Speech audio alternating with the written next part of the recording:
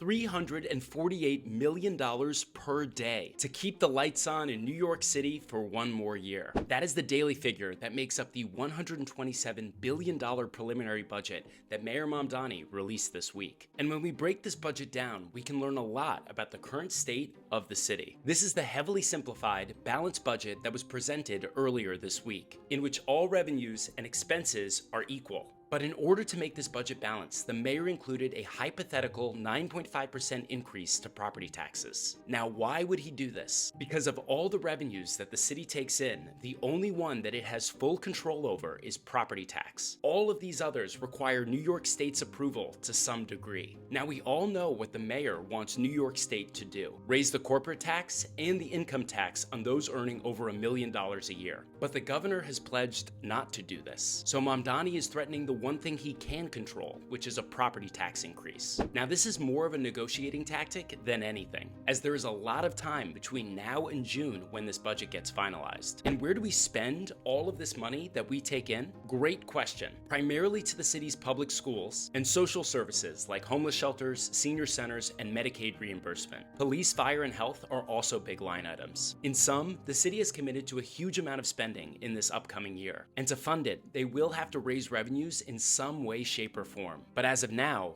these two are not in agreement on how we do it.